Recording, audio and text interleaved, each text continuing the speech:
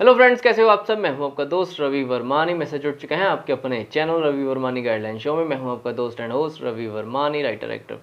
दोस्तों, बहुत ही important video है ये। शुरू से ही बोल रहा हूं कि ये वीडियो एंड तक देखना, आपको एक एक चीज़ क्लियर हो जाएगी। क्योंकि आज मैं बताने वाला हूँ कि ऑडिशन फॉर्म, जो ऑडिशन फॉर्म होता है वो कैसे फिलअप करते हैं, वो कैसे आप उसको भरते हो। क्योंकि मैंने बहुत बार देखा है ऐसा।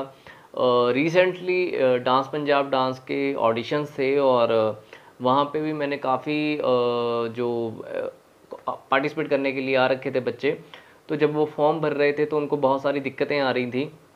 और उससे भी पहले मैं एक मूवी की ऑडिशंस थी और वो भी पंजाब में ही थी और पंजाबी मूवी के लिए। और उसमें भी जब फॉर्म दिया गया था तो बहुत सारे ऐसे पार्टिसिपेट करने वाले बच्चे होते हैं जो ऑडिशंस देने आते हैं, तो उनको फॉर्म भरने में बहुत दिक्कत आती है। तो अगर आप भी कभी ऑडिशन देने जाओ और आपको फॉर्म दिया जाए, उन वो जो भी उनका ऑडिशन फॉर्म होता है, तो मैंने उनका एक फॉर्मेट बनाया है कि ये चीज़ें आपको उस फॉर्म में नज़र आएंगी 101%। तो इसलिए मैंने ये सारी चीज़ें नोट आउट की हैं और मैं आपको आज एक एक पॉइंट क्लियर करूँगा।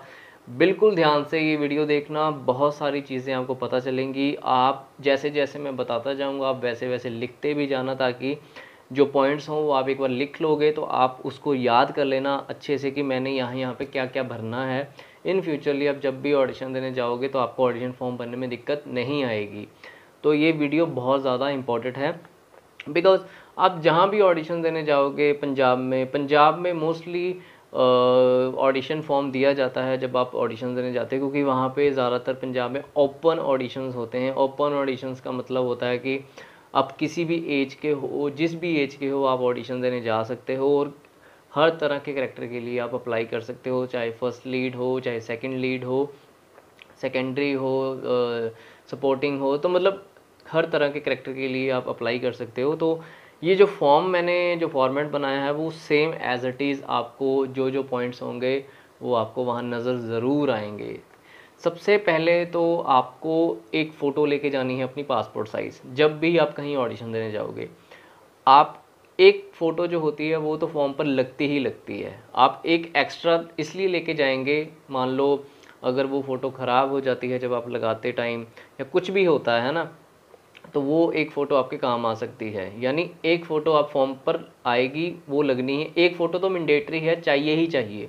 एक फ़ोटो तो आपने लेकर जानी ही जानी है। आप एक साथ में एक फ़ोटो अगर लाना चाहें तो आप लेके आ सकते हैं, वो आपकी मर्ज़ी है, लेकिन एक फ़ोटो ज़रूरी है, वो फॉर्म पर लगती है। मैं फ़ॉर्म की बात कर रहा हूँ, ऑडिशन फॉर्म पर क्या क्या होता है।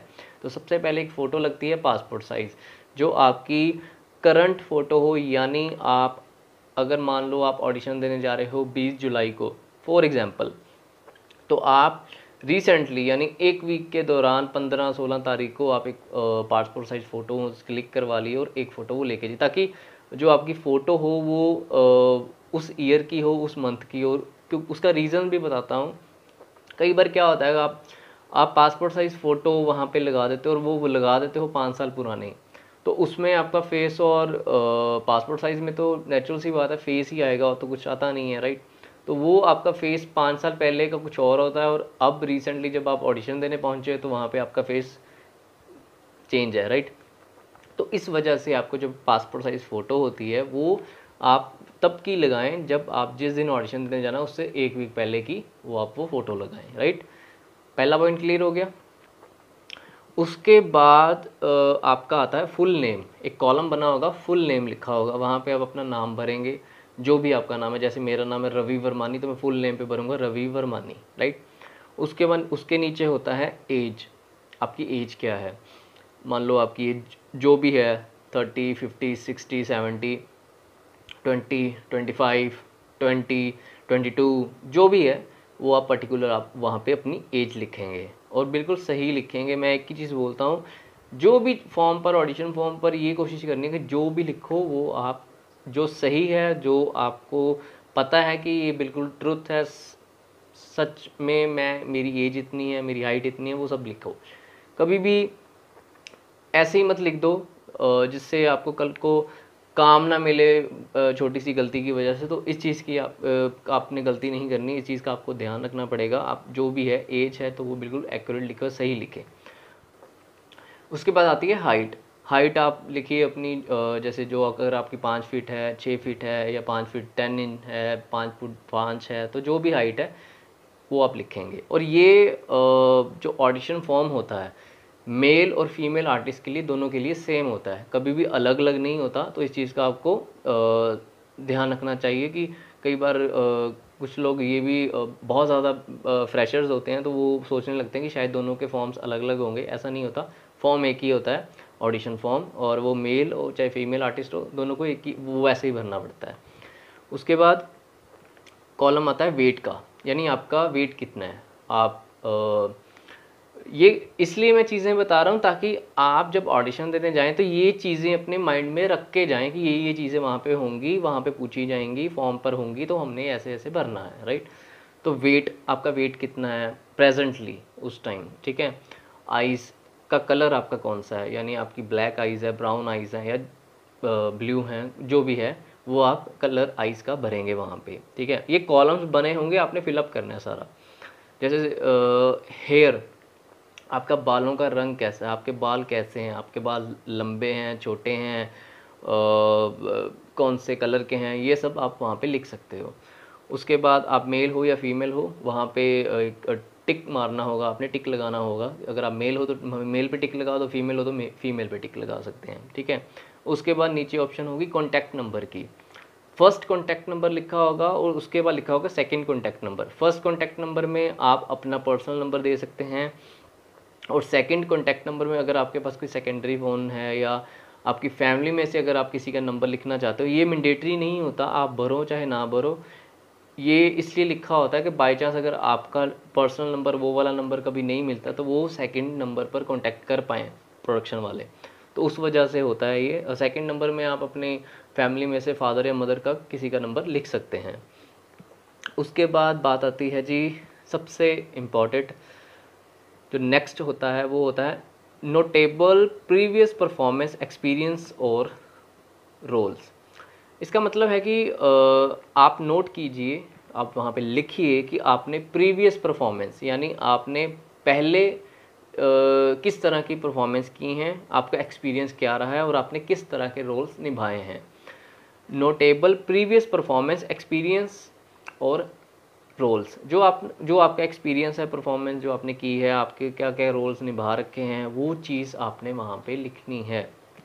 और इसका लिखने का सिस्टम क्या होता है, आपको 3 कॉलम्स दी होंगी। ऐसा नहीं आप हो सकता आपने 10 मूवीज़ में काम कर रखा हो या 10 सॉन्ग्स में काम कर रखा हो, तो आप 10 जगह नहीं लिख सकते। आप इनमें ऑप्शंस लिखी होती है, तीन ऑप्शंस होती हैं, तो आप 3 अपने बेस्ट काम लिख सकते हो इसमें।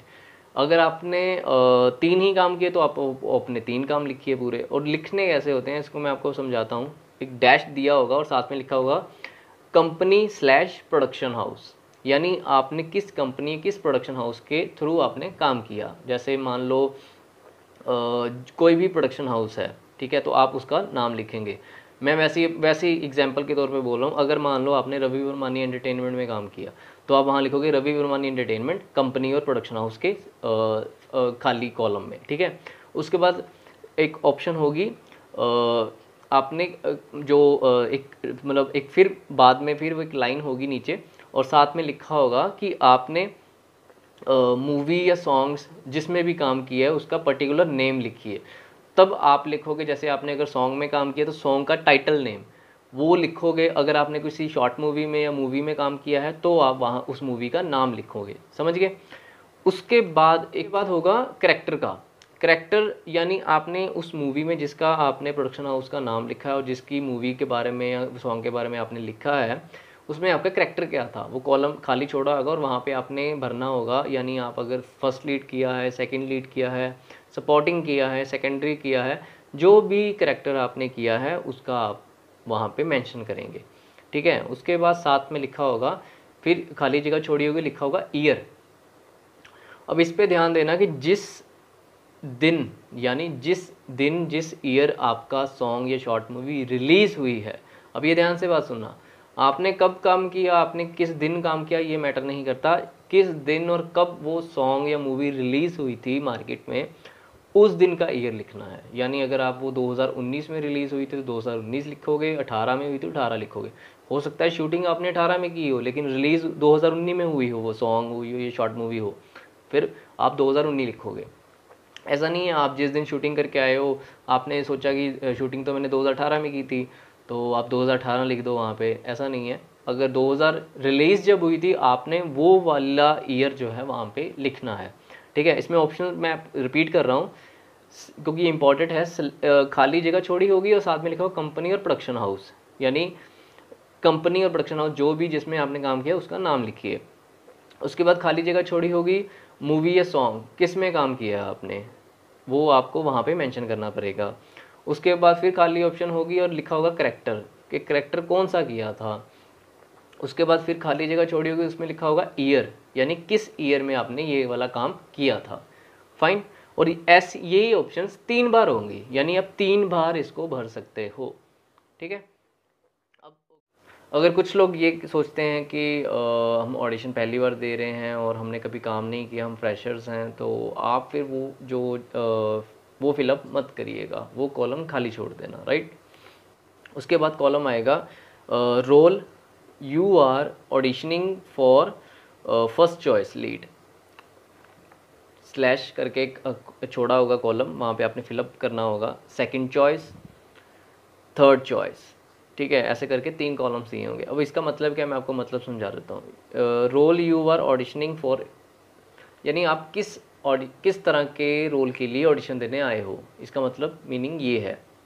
वहाँ पे फर्स्ट चॉइस लिखा होगा, उसके बाद कॉलम छोड़ा होगा, फिर सेकंड चॉइस लिखा होगा, फिर थर्ड चॉइस लिखा होगा, यानी आपको तीनों कॉलम को फिलअप करना है। फर्स्ट में आप फर्स्ट लीड रोल के लिए लिख सकते हो या जिस भी रोल के लिए आप गए हो उस रोल के लिए लिख सकते हो। सेकंड में आप सपोर्टिंग लिख सकते हो। थर्ड में आप सेकेंडरी रोल लिख सकते हो, यानी मैं आपको समझा देता हूँ। फर्स्ट लीड जो होता है यानी जो आप लीड रोल में हो सबसे पहले, हीरो टाइप, राइट। तो सेकंड चॉइस में आप ये लिख सकते हो कि आप सपोर्टिंग में यानी हीरो के भाई या बहन का रोल, ऐसा आप रोल निभा सकते हो, ठीक है। और अगर कोई लड़की है तो वो लीड रोल में हीरोइन का रोल, और अगर वो सेकंड लीड में है तो वो सपोर्टिंग में लड़की की बहन का रोल, राइट, वो निभा सकती है। तो ये ऐसा करेक्टर हो गया। और उसके बाद थर्ड चॉइस में आप लिख सकते हो सेकेंडरी करेक्टर्स, यानी ऐसे करेक्टर्स जो जैसे डॉक्टर का करेक्टर हो गया, नर्स का करेक्टर हो गया, या लाइक ऐसा, समझ गए, ठीक है। तो ये हो गए सेकेंडरी करेक्टर्स, तो आप इसमें लिख सकते हो। ये ऑप्शंस दी होंगी, role you are auditioning for, first choice, second choice, third choice. आपने तीनों चॉइस अपनी भरनी है कि आप किस तरह के ऑडिशन के लिए यहाँ पे आए हो। Okay fine. उसके बाद आएगा इसके अलावा जो ये चीज़ें हैं कि अगर मान लो आपको ये तीनों रोल में से आपने जो चीज़ लिखी, लीड लिखी, सपोर्टिंग लिखा, सेकेंडरी लिखा, अगर इनमें से आप कहीं भी फिट नहीं बैठते उनकी तरफ से, प्रोडक्शन की तरफ से अगर वो आपको चूज़ नहीं करते, तो उन्होंने एक लाइन लिखी होती है नीचे, would you consider other role yes और नो, ऐसा लिखा होगा। यानी आप इनके अलावा भी मूवी में या जो ये जिसके भी ऑडिशन चल रहे हैं, फॉर्म जो आप भर रहे हो, अगर आप इनके जो 3 आपने चॉइस लिखी हैं, अगर इनके अलावा अगर आपको कोई काम दिया जाए तो आप कर लोगे, यानी कोई भी अनदर करेक्टर, अनदर रोल आप कर सकते हो। वहाँ येस और नो की ऑप्शन होगी। मैं रिपीट कर रहा हूँ, would you consider other role yes और नो, ये लिखा होगा। आप येस अगर आप कर सकते हो कोई भी इनके अलावा रोल तो येस कर देना, अगर नहीं कर सकते तो वहाँ पे नो कर देना, तो ठीक है। और उसके बाद एक और लिखा होगा, would you consider opposite role. Opposite role in the sense के आपके जैसे अगर आप मेल हो, चाहे आप जैसे कॉमेडी शो आता है ना कपिल का, तो उसमें क्या होता है कि लड़का जो होता है वो लड़की बनी होती है। जैसे बहुत सारे आप ऐसे करेक्टर देखोगे जो होते हैं लड़के हैं लेकिन वो लड़की बनकर वो एक्ट कर रहे होते हैं, वहाँ पे काम कर रहे होते हैं, राइट, कॉमेडी शो में। तो ऐसी बहुत सारी पिक्चर्स भी होती हैं जिसमें आप लड़के होकर लड़की का रोल निभाते हो और कोई लड़कियां लड़के का रोल निभा देती हैं, है ना। तो ऐसे कॉस्ट्यूम्स पहनकर आप कर सकते हो। ये भी येस और नो की ऑप्शन होगी। अगर आप येस कर दोगे तो आप वहाँ पे, अगर आपको इन फ्यूचरली ऐसा भी काम मिल सकता है, अगर आप नहीं कर सकते तो वहाँ पे आप नो लिख देंगे। मैं एक बार रिपीट कर रहा हूँ, would you consider other role, would you consider other opposite type role male female में, तो वो भी उसमें येस और नो की ऑप्शन होगी। तो आप करना चाहो तो येस कर सकते हो, नहीं करना चाहते तो नो कर देना। ये ऑप्शंस वहाँ पे फॉर्म्स में हो सकती हैं, ऑडिशन फॉर्म में। उसके बाद अब सबसे इम्पॉर्टेंट, जो लोग अब तक ये वीडियोस देख रहे हैं, हो सकता है आधे से ज़्यादा ऐसे आर्टिस्ट हों जिन्होंने कभी कोई काम नहीं किया होगा। हो सकता है उन्होंने कभी शॉर्ट मूवी, कभी सॉन्ग में, किसी पे भी काम नहीं किया, तो वो फ्रेशर्स होंगे। तो उनके लिए अब ये वाला कॉलम है कि वो क्या भरेंगे। ये लिखा हुआ है कि for freshers are you willing to play an understudy, यानी आप सीखने के लिए भी काम करना चाहते हो, येस और नो लिखा होगा। यानी under study in the sense कि आप सीखने के लिए, सिर्फ आप, अगर आप फ्रेशर्स हो, आप सीखने के लिए भी इस फिल्म में या इस सीरियल्स में या इस शॉर्ट मूवी में, इस सॉन्ग में काम करना चाहते हो, तो येस और नो की ऑप्शन होगी। वहाँ पे आप येस कर सकते हो जितने भी फ्रेशर्स हैं। बिकॉज अगर आपको करैक्टर्स नहीं मिलेंगे, लेकिन आपको कोई भी थोड़ा बहुता जिसमें आपको 10 सेकेंड का ही सीन मिल जाए, अगर आप वहाँ पे पूरा दिन बिताओगे तो आपको कुछ ना कुछ सीखने को मिलेगा। तो इन्होंने स्पेशली लिखा होता है, एक लाइन लिखी होती है, are you willing to play for study basis पे, लाइक ऐसा होता है कि अंडर स्टडी है ना। तो वो चीज़ आप यस कर सकते हो, आप फ्रेशर्स हो तो लिख सकते हो, टिक टिक कर सकते हो वहाँ पे। तो ऑब्वियसली आपको कुछ सीखने को मिलेगा ही मिलेगा जब आप सेट पे पहुँचोगे। ठीक है, ये तो उनके लिए ऑप्शन हो गई। और ये ऑप्शन बहुत ज़्यादा इंपॉर्टेंट है फ्रेशर्स के लिए। और इसके बाद अदर एक्टिविटीज़ आती हैं कि वहाँ पे एक लिखा होता है अदर एक्टिविटी, यानी आप एक्टिंग के साथ साथ और क्या कर सकते हो। आप डांस कर सकते हो, आप सिंगिंग कर सकते हो, आप राइटिंग कर सकते हो, आप जो भी चीज़ एक्स्ट्रा आप करते हो, पेंटिंग करते हो या कुछ भी ऐसा करते हो, तो वहाँ पे आप मेंशन कर सकते हो। कॉलम लिखा होगा, वहाँ पे आप भर सकते हो। ठीक है। और जब आप डांस भरोगे तो वहाँ डांस पे कुछ 2-3 चीज़ें लिख देना। अगर आप भंगड़ा कर सकते हो, जैसे मैं भंगड़ा कर सकता हूँ, तो मैं लिख देता हूँ मैं भंगड़ा कर रहा हूँ जी, ठीक है, मुझे भंगड़ा आता है, या ऐसा जो भी डांस आप कर सकते हो वो आप लिख देना साथ में, ताकि उस तरह का अगर भी कोई कैरेक्टर होगा तो वो आपको मिल सकता होता है। इसका फ़ायदा यही होता है कि कहीं ना कभी परफॉर्मेंस, जब आप कोई डांस की ऐसा एक्टर भी चाहिए होता है जिसको डांस भी आता हो, तो वो उनको काम जल्दी मिल जाता है। आप सिंगिंग कर सकते हो, आप राइटिंग कर सकते हो, पेंटिंग कर सकते हो, ऐसा अदर एक्टिविटीज़ में आप लिख सकते हो। अब बात करते हैं अदर अपॉर्चुनिटी। ठीक है, ये चीज़ क्या होती है, आपको वो ऑडिशन फॉर्म में बिल्कुल लास्ट में लिखा होगा कि अदर अपॉर्चुनिटीज़ विद अस, यानी हमारे साथ आपको कुछ अपॉर्चुनिटीज़ मिलेंगी कि जो आपने सारा फॉर्म भरा, मान लो आपको किसी में काम नहीं मिलता, किसी में भी आपको किसी भी करैक्टर में किसी भी तरह का रोल नहीं मिलता, तब उन्होंने स्पेशली एक लाइन लिखी होती है लास्ट में, बिल्कुल लास्ट में लिखी होती है ये, अदर अपॉर्चुनिटीज़ में लिखा होता है ये, if not cast as a performer would you be interested in working as crew. जी हाँ, यानी आप क्राउड में अगर आपको किसी भी तरह की काम नहीं मिलता, आप क्या इंटरेस्टेड हो कि इस मूवी में या इस सॉन्ग में अगर आपने काम करना ही करना है, कि आप क्राउड में काम कर लोगे। यानी जैसे लीड रोल वाले डांस कर रहे हैं फॉर एग्जांपल, और पीछे कुछ क्राउड खड़ा है, 10-15 लड़कियां खड़ी हैं, 10-15 लड़के खड़े हैं, तो वो क्राउड को अगर वो वाला काम भी आप करना चाहते हो तो येस और नो की ऑप्शन होगी। ये बिल्कुल लास्ट में होगी, ये अपॉर्चुनिटी होती है। तो येस और नो की ऑप्शन होगी। अगर आप कर सकते हो तो येस कर देना, अगर नहीं कर सकते तो नो कर देना। फाइन, मैं रिपीट कर दूं एक बार, ये चीज़ कर देता हूँ। इसमें क्या होता है कि स्पेशली लिखा होता है you be interested in working as crew, अगर आप क्रू में काम करना चाहते हो, अगर नहीं चाहते तो नो कर देना, चाहते हो तो यस कर सकते हो। यानी अगर आपको कोई भी रोल नहीं मिलता तो आप क्रू में भी काम कर सकते हो, ऐसा ऑडिशन फॉर्म पर होता है। तो ये मैंने कुछ चीज़ें लिखी थी, पूरा मैंने बनाया था फॉर्मेट की, बहुत मेहनत लगी मुझे, काफ़ी कुछ मैंने स्टडी करने के बाद ही मैंने ये फॉर्मेट बनाया। और ये चीज़ें जो मैंने आपको अभी बताई हैं, ये डेफिनेटली आपको ऑडिशन फॉर्म पर मिलेंगी, डेफिनेटली मैं 101% कह सकता हूँ। बिकॉज ऑडिशंस पंजाब में जितने भी होते हैं वहाँ पे ऑडिशन फॉर्म दिया जाता है और ऑडिशन फॉर्म में सेम फॉर्मेट यही होता है। बिकॉज़ मैंने बहुत बार ये चीज़ नोटिस की है और बहुत बार मैं ऑडिशंस पे मैं देखता रहता हूँ, तो जितना मेरे से हो पाया मैंने आपको अच्छे से अच्छे समझाया। और अगर आपको अभी भी कोई क्वेश्चंस आपके मन में आए तो कमेंट सेक्शन में लिख देना। अगर अभी तक मुझे इंस्टाग्राम पर फॉलो नहीं किया, डिस्क्रिप्शन में लिंक है, मुझे फॉलो कर लेना, वहाँ पे भी पूछ सकते हो। अगर आप मुझसे डायरेक्टली व्हाट्सएप पे बात करना चाहते हो, मुझसे क्वेश्चन पूछना चाहते हो, तो मेरा डिस्क्रिप्शन में मोबाइल नंबर वाला भी वीडियो है लिंक में, तो आप वो भी देख लेना। और जो भी आपके मन में क्वेश्चंस हों, जो भी आपके मन में डाउट्स आएँ, वो कमेंट सेक्शन में लिखना, मुझे बताना, मैं ज़रूर उनके आंसर्स दूँ। वो लाइक करें, चैनल को सब्सक्राइब करें और बेल आइकन का बटन प्रेस करें ताकि हर एक वीडियो मेरी आपको मिलती रहे एक्टिंग और मॉडलिंग से रिलेटेड। और सबसे इम्पॉर्टेंट चीज़, अगर ये वाली वीडियो अच्छी लगी है तो लाइक ज़रूर करना, बिकॉज़ इस वीडियो में मुझे बहुत ज़्यादा मेहनत लगी बनाने में। तो लाइक ज़रूर करना और आगे ज़रूर शेयर करना। आपके पास व्हाट्सएप्स हैं, सबके पास, सब यूज़ करते हो, आपने फेसबुक पर मेरा लिंक शेयर करा कीजिए, मेरी वीडियोज़ का व्हाट्सएप पर डाला कीजिए ताकि और लोगों तक ये मेरी वीडियोज़ पहुँचें।